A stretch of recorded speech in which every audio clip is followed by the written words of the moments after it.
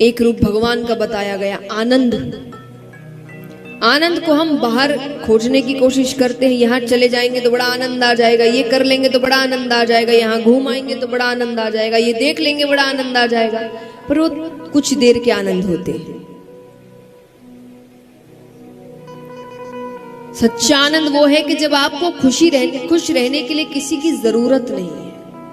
और हमें तो खुशी छोड़िए, हर एक भाव के लिए किसी की जरूरत है कि नहीं? हम दुखी होते हैं दूसरों की वजह से, हम खुश होते हैं दूसरों की वजह से, हम गुस्से में आते हैं दूसरे की वजह से। किसी ने दो चार बात सुना दी, हमें गुस्सा आ गया। किसी ने कह दिया आज बड़े अच्छे लग रहे हो, थोड़ी तारीफ कर दी, हम बड़े खुश हो गए। किसी ने थोड़ी बुराई कर दी, आज अच्छे नहीं लग रहे, हम दुखी हो गए। यानी खुद का तो कोई दिमाग ही नहीं है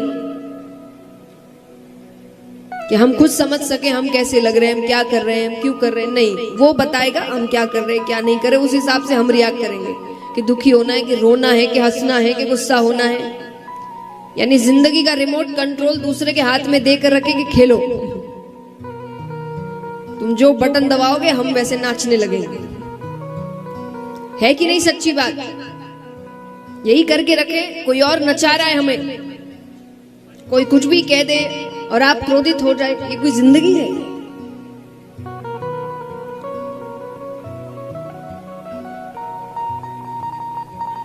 तो आनंद क्या है? जो व्यक्ति सच में भगवान को समझने की कोशिश करता है, भगवान की भक्ति में जाने की कोशिश करता है ना, उसको फिर बाहर की किसी बात से कोई फर्क नहीं पड़ता। सबसे अच्छा उदाहरण है जो आगे जाके प्रसंग भी आएगा, गोपियों का।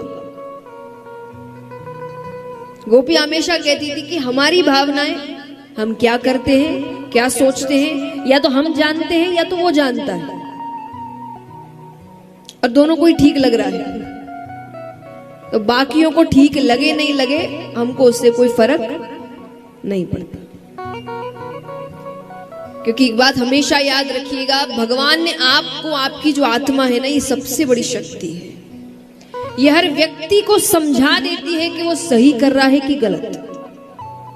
एक जो अंदर से आवाज आती है, हर किसी को आती है, हर काम करते हुए, खास करके जब कुछ गलत कर रहे हो, वो एक अंदर से एक अलग ही डर होता है। आत्मा की आवाज होती है गलत है,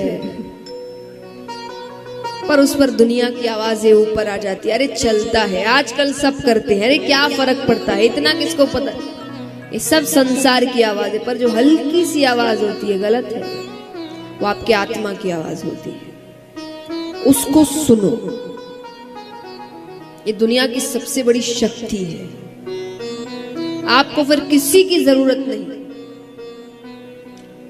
हम हमेशा सोचते ना लोग हमें समझाए, कोई भी कितनी देर तक समझाएगा, मैं यहां हूं, कितनी देर तक हूं, 7 दिन बस, उसके बाद फिर तो आप ही हैं। आपको ही खुद को समझाना है, खुद की जिंदगी जीना है। तो कोई भी आपके जीवन में कितने समय तक आएगा कुछ समझाने? कुछ दिन, कुछ महीने, उससे ज्यादा नहीं। बाकी जीना आपको ही है, काम करना आपको ही है। तो उस शक्ति को पहचान। हम अपने आप को बड़ा कमजोर समझते हैं, हमसे शक्तिशाली और कोई नहीं है। अगर हम खुद की शक्तियों को पहचानने में आए तो वो कब होगा? जब आप खुद में आनंद लेने लगेंगे। खुद में आनंद व्यक्ति तब लेता है जब वो सिर्फ भगवान से जुड़ा होता है, अपनी भावनाओं को लेकर, अपनी उम्मीदों को लेकर।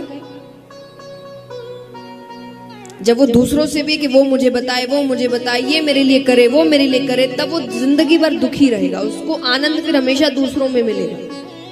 पर जो सिर्फ खुद में और भगवान में आनंद ढूंढता है, उसको किसी की जरूरत नहीं खुश रहने की, वो अकेला भी खुश है।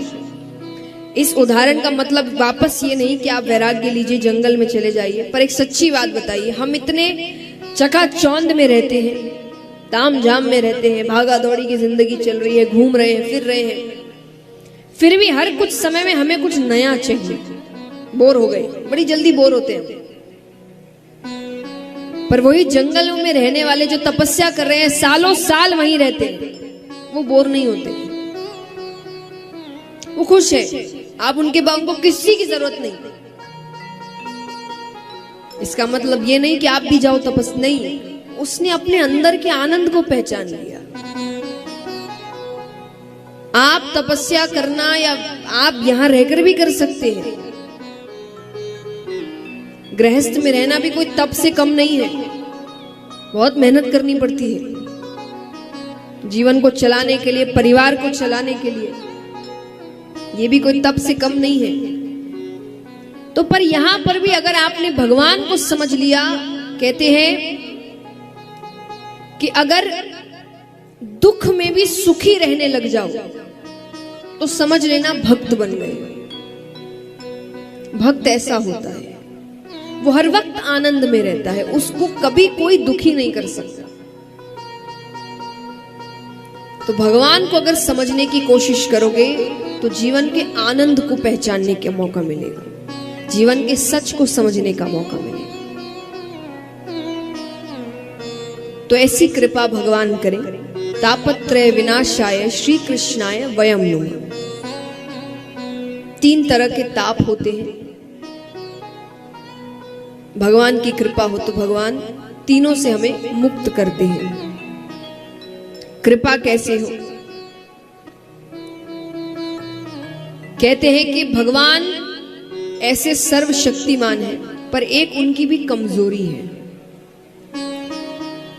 कि वो भक्त को रोते हुए नहीं देख सकते। एक बार अगर जीव रोकर भगवान को पुकार ले, सच्चे मन से पुकार ले, वो हर चीज माफ कर देते हैं। और ये मैं नहीं कह रही, वो खुद कहते हैं। भगवान कहते हैं कि सन्मुख होए जीव मोहि जबहि, कि वो एक बार मेरे सामने आ जाए बस, कि हे प्रभु मैं आपका हूं, मैंने बहुत गलतियां की हैं, पर आज मैं हर चीज के लिए माफी मांगता हूं, मैं वो कुछ नहीं दोहराऊंगा, पर अब मैं आपका हूं। कि सन्मुख होए जीव मोहि जबहि, जन्म कोटि अदनासहि तबहि। यानी वो एक बार मेरे सन्मुख आ जाए, मैं उसके जन्मों जन्मों के करोड़ों पाप वहीं खत्म कर देता हूं। बस वो एक बार मेरे सामने आ जाए सच्चे मन से। इतनी कृपा भगवान करते हैं।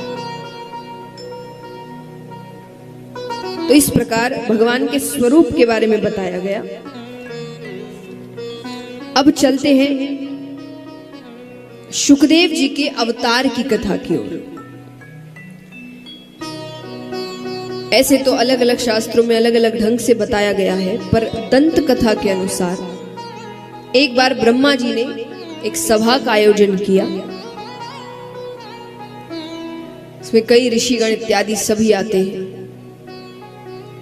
तो उस सभा में एक प्रश्न उठा देवी देवता ऋषिगण सभी से कि इस 3 लोक 14 भुवन में सबसे कीमती वस्तु क्या है, सबसे महत्वपूर्ण, सबसे कीमती, जो हर जगह नहीं मिले। तो सब अपना अपना जवाब देने लगे। कोई कहे सोना, कोई कहे चांदी, कोई कहे हीरा। तो वहां ऋषिगण भी बैठे थे, उन्होंने कहा नहीं नहीं, ये चीजें तो बहुतों के पास मिलेगी, यहां भी होगी, कितनों के पास सोने की कोई ना कोई वस्तु होगी, कितनों के पास है, हाथ उठाना। सब डर रहे हैं। कितना है नहीं पूछेंगे, बस है कि नहीं ये हाथ उठाओ। है, इतना भी हुआ तो मतलब है, कईयों के पास है। तो जो कईयों के पास हो वो सबसे कीमती कैसा हुआ? सबसे कीमती तो हर किसी के पास होना नहीं चाहिए।